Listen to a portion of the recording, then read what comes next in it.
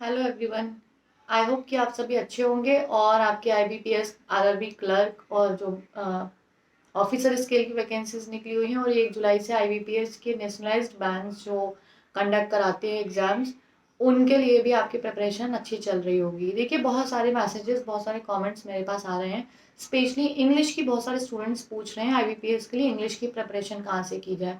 देखिए, सबसे पहले इंग्लिश का एक पैटर्न समझते हैं। इंग्लिश ना 3 पार्ट्स में डिवाइड होती है। जब भी आप कभी इंग्लिश की प्रिपरेशन करते हैं तो इंग्लिश को हमें 3 सेक्शन में डिवाइड करना है। एक हमें ग्रामर सीखनी है, एक हमें अपने रीडिंग स्किल्स पे ध्यान देना है और एक हमें लर्निंग यानी कि वोकैब पे ध्यान देना है। तो देखिए, सबसे ज़्यादा इंपॉर्टेंट जो बैंकिंग एग्जाम्स में होता है वो होता है आपके रीडिंग स्किल्स, क्योंकि कॉम्प्रिहेंशन आएगा, रीडिंग स्किल्स पे डिपेंड करेगा। आपका जो पैराजम्बल आएगा वो पूरा आपके रीडिंग स्किल्स पे, क्योंकि आप जब तक समझ नहीं पाओगे स्टोरी क्या है वो भी आपके रीडिंग स्किल्स पर डिपेंड करेगा।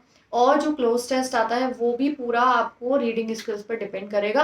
और रीडिंग के साथ साथ प्लस वोकैब, क्योंकि अगर फिलिंदी ब्लैंक आया, आपने मान लीजिए समझ भी लिया कि हाँ स्टोरी लगभग इधर इसके आगे पीछे है, लेकिन आपको फिलिंदी ब्लैंक में अगर 4 ऑप्शन किसी वोकैब के दे रखे हैं तो आपको वोकैबुलरी स्ट्रांग होना भी ज़रूरी है।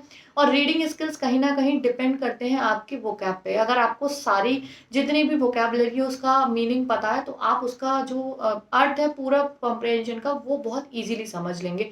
आप पैराजम्बल जल्दी समझ लेंगे और क्लोज टेस्ट। और आपको पता है कि 5-5 नंबर के जो होते हैं टॉपिक लंबे यही है, जो कॉम्प्रिहेंशन में से 5 या 7 सवाल आ रहे हैं, क्लोज टेस्ट में से आ रहे हैं। और ये तो देखिए 30 में से अगर हम प्री की बात करेंगे तो हाफ पोर्शन तो इसी ने कवर कर लिया, केवल आपके रीडिंग स्किल्स हैं।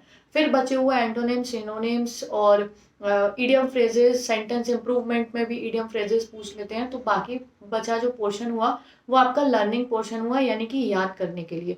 और थर्ड जो बचता है, फिर लास्ट में बचता है ग्रामर का पोर्शन, जिसमें हमारे एरर्स पूछ लिए जाते हैं।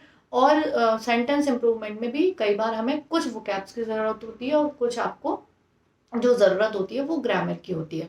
तो अब समझते हैं कि सबसे अच्छा जो ऐप है इंग्लिश को प्रिपरेशन करने के लिए, वो मेरा जो रिकमेंडेशन है आप लोगों के लिए वो है द हिंदू का एक वोकैब 24 करके ऐप है। बेस्ट ऐप है इंग्लिश की प्रिपरेशन के लिए। देखिए, आपकी रीडिंग स्किल्स को इम्प्रूव करने के लिए वो सबसे बेस्ट है। वो बेस्ट इसलिए है क्योंकि सबसे बड़ा रीज़न उसमें ये है कि आप जब कॉम्प्रिहेंशन उसमें पढ़ते हैं ना, तो उसमें आपको मान लीजिए कोई वर्ड समझ में नहीं आया, तो अब आपको उसका मीनिंग जब तक नहीं पता, आप कॉम्प्रिहेंशन का अर्थ नहीं निकाल पाएंगे, मीनिंग नहीं कर पाएंगे।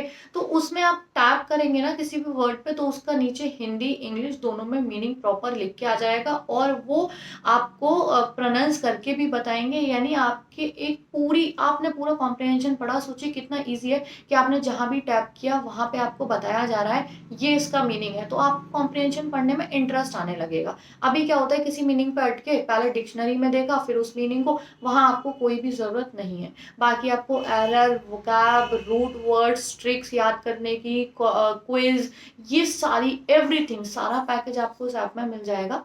तो एक बार आप वोकैब 24 को, पहले तो उसका फ्री वाला जो है उसको एक बार चेकआउट करिए, आपको फ्री में शायद कुछ टाइम मिलता है। एंड देन अगर आपको वर्दी लगे, है ना, तो आप उसका सब्सक्रिप्शन ले लीजिए, क्योंकि वो आपके लिए 1 साल का जो सब्सक्रिप्शन होगा वो वर्दी प्रूफ होगा। तो यही रिकमेंडेशन है मेरी कि आप वोकैब 24 को एक बार डाउनलोड करके देखिए and it will help more in your studies. Okay, thanks for watching. मिलते हैं नेक्स्ट टिप्स एंड ट्रिक्स के साथ।